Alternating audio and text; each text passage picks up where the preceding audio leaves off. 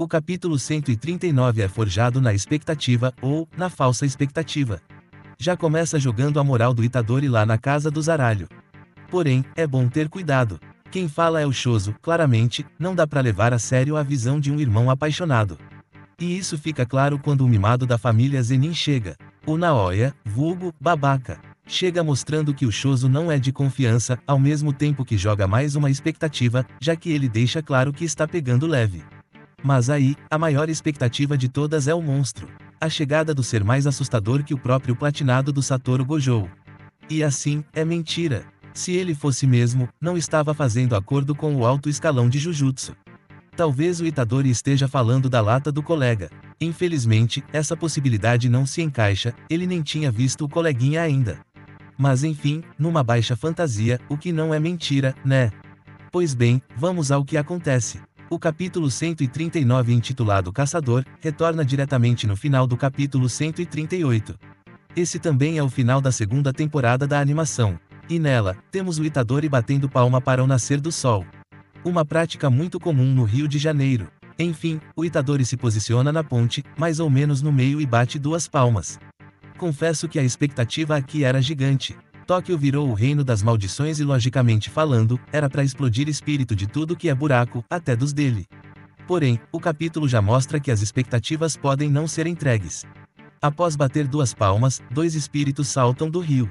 Tóquio virou o reino das maldições, com o Japão inteiro com medo de Tóquio, ou seja, estão derramando pensamentos negativos na cidade como empresa derrama esgoto em rio. Entretanto, só tem 2 espíritos em um rio do tamanho do ego do laranja de topete. O rio já deu uma brochada, mas a treta se seguiu a partir daí. O Itadori, que poderia, com muita tranquilidade, exterminar dos 2, decide correr em uma direção específica. Durante a corridinha matinal, outros espíritos aparecem. O que, nesse momento, deixa claro que o autor não teve caixa o suficiente. O reino das maldições só tem 5 espíritos num raio de quilômetros. Tóquio tá mais pra uma vila isolada de maldições em extinção. Mas enfim, o Itadori, com o poder demonstrado em Shibuya, na teoria, poderia eliminar esses 5. Bastava usar pedras imbuídas com energia espiritual. Porém, ele segue correndo até alcançar um túnel, por onde ele entra. O plano é usar o túnel como um funil. Na outra ponta está o Choso parado, o meio espírito lança o sangue perfurante e oblitera 99% dos espíritos. Nessa situação, me dá uma curiosidade absurda sobre o nível desses espíritos. Não é possível que 2 xamãs de primeiro nível precisem combinar toda uma estratégia para comer 5 espíritos fedendo a mijo. Meio absurdo, mas é o que tem. Dito isso, o Choso não consegue eliminar todos porque um espírito do tipo esquilo voador não segue a manada e consegue sobreviver. Um evento programado para o Itadori mostra que sabe dar socos. Não que alguém duvidasse disso. Mas, graças a isso, vem a primeira fermentada na expectativa. Choso em pensamento, elogia a força do Itadori. Ele comenta que Itadori já era bem impressionante durante a luta na estação. De lá pra cá, Itadori se tornou mais refinado no uso da energia amaldiçoada, permitindo uma combinação com o seu poder físico mais, entre aspas, limpa. Choso termina o pensamento chamando o Itadori de Deus Demônio. Um papinho pra enganar os besta. Até porque, ele não fez nada que já não tenha feito antes. Um soco safado num espírito completamente insignificante. E outra, eu gostaria que tivesse um sinal mais claro sobre as mudanças. O Choso fala que o controle sobre a energia amaldiçoada se tornou mais refinado. Mas, isso é baseado em que, visualmente falando, não existe diferença. Seria interessante que tivesse alguma coisa que indicasse essa mudança. Mas, é isso, Itadori se tornou um deus demônio. O que é uma loucura. Quem acredita nisso aí está perdido na vida. Entretanto, o Choso sai dessa visão romantizada que ele tem e puxa um assunto realmente interessante e que vale a pena prestar atenção. Ao elogiar o Itadori, dessa vez pra fora, ele chama o pivete de irmão. O Itadori não parece muito certo sobre isso. Naturalmente, acreditar que 2 seres nascidos em eras diferentes são irmãos, é no mínimo absurdo. Mas aí o Choso insiste e pede que o Itadori tente lembrar. Lembrar como era o pai dele. Choso tem certeza que o pai do Itadori tinha pontos na testa. E isso foi um plot do Twister muito sinistro. No entanto, esse plot é para o futuro. No momento. Pausa para solicitar o like a boss. Deixe o like. Bem, assim que as expectativas sobre quem é o pai do Itadori e qual é o novo limite da força desse suposto deus são criadas. Chega o babaca do Naoya para mostrar que o Choso anda muito emocionado. Ele basicamente vai mostrar que Deus demônio de bunda é rola. Porém, o Naoya começa devagar. Ele esperava encontrar o Megumi assim que chegasse, como se tivesse combinado de se encontrar. Talvez ele ache que é assim que o mundo funciona. Ele também acha esquisito encontrar o Itadori de rolê, quando deveria estar se escondendo. O Itadori não entende o porquê deveria se esconder e com isso, o Naoya percebe que o pivete não ficou sabendo. Imagino que as torres de celular em Tóquio foram de arrasta, ou então, o Itadori perdeu o dele. De qualquer forma, o Naoya avisa que a sentença do Itadori foi reativada e sua execução tem caráter de urgência. Foi só depois disso que o Itadori lembrou sobre como só está vivo graças ao Satoru. Essas burrices programadas me irritam um pouco, mas enfim. Naoya declara que tem coisas a resolver com o Megumi e só com ele, mas também não pode deixar o Itadori circulando livremente.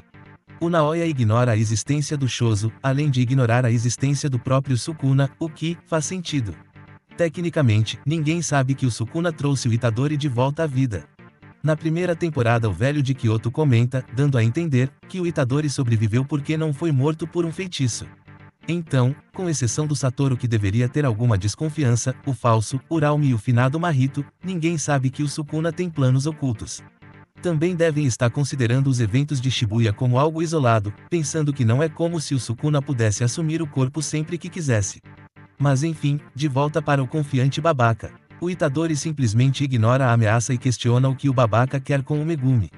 E a resposta dele é muito interessante. Sem rodeios, ele diz que vai derrubar o Megumi, porém, se ele escrever algo antes, já seria uma ajuda. Ele está falando sobre o Megumi escrever um testamento recusando a posição de líder da família. O que é muito curioso. O cara quer legalizar o golpe.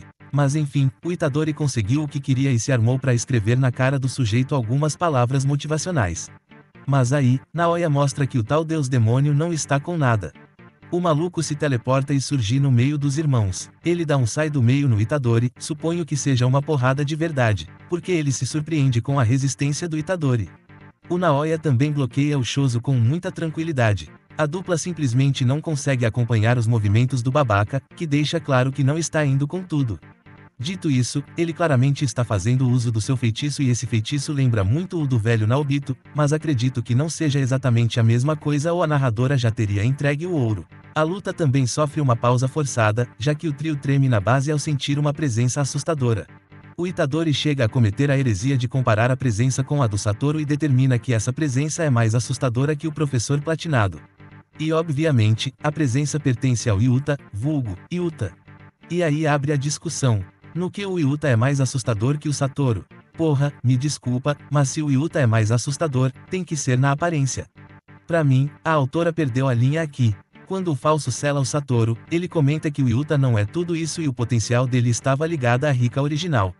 O Satoru não discute porque ele sabe que é verdade. Ou seja, mais assustador que o Satoru, isso é bondade sua. Claro que, ela tem que criar a expectativa para o próximo capítulo, então escrever um absurdo desses é esperado.